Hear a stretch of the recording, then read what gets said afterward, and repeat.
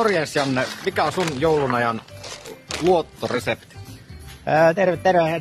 Yksinkertaisena miehenä mahdollisimman helppo, eli otetaan pussi taateleen ja sekoitetaan lakritsijauheen kanssa ja saadaan maistuva, naposteltava.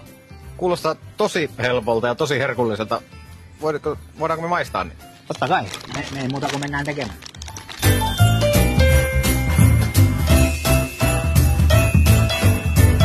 Eli otetaan pussi Sallisen lakritsijauhetta, taatelipussi auki, lakritsijauhe auki.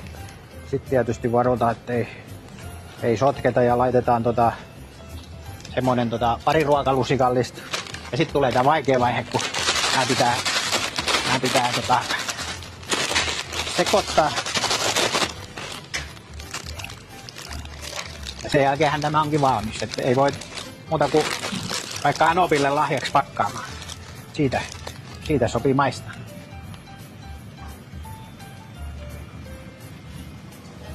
Maistus varmaan sullekin. On hyvä.